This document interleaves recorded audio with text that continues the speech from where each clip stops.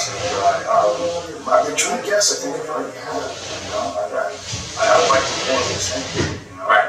Neil deGrasse Tyson was great.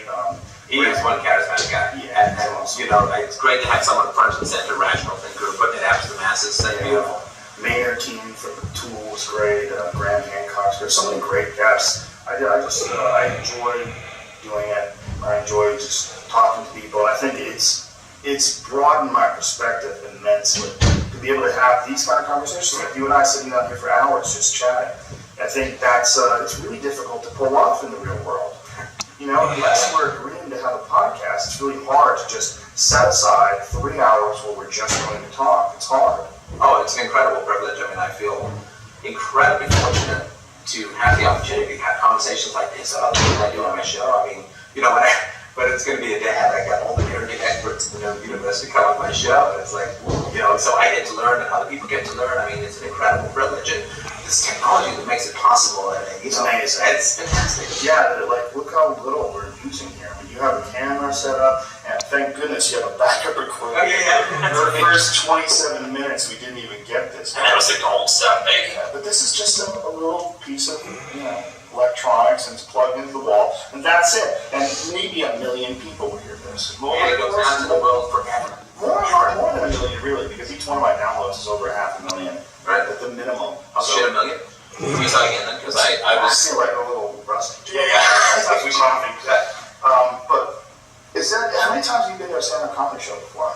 Oh, I used to do a lot. I used to go to a lot. When I was in the business world, we'd have clients come up, and I'd always want to take them to a comedy club, because it sure beats a movie, right? Yeah. And so I used to go see a lot of comedy. I did a little bit, just some amateur shit when I was... you did stand-up? Yeah.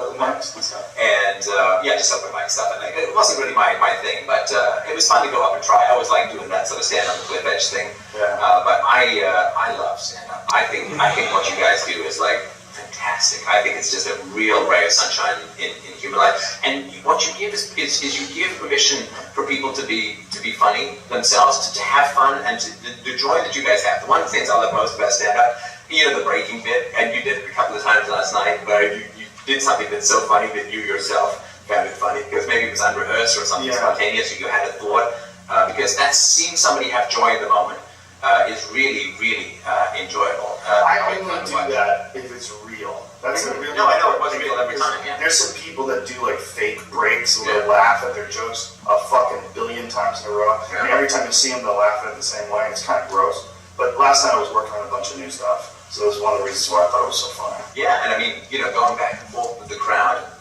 it's really amazing to see the energy that you have.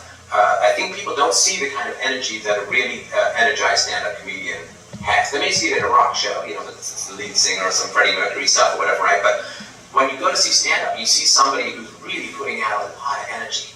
And I think it reminds people that they can be incandescent. They don't have to be like these dull embers, which most people trudge through their days in their cubicles or whatever, right? Just dragging themselves around. But I think seeing people really energize, it reminds you that it's inspiring. It reminds you that you can be energetic, that you can be powerful, that you can be commanding, that you can be generous. Because stand-up comedy is very generous, in my opinion. It's so vulnerable.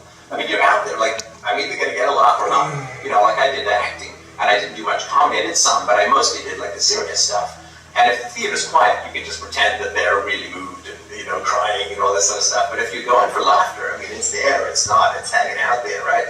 And so I think I'm not going to tell you your job because of course you know it a million times better than I do. But what I really love about the stand-up is just that openness, the honesty, the vulnerability, and the energy. It's funny that you call it generous because a lot of people think of it as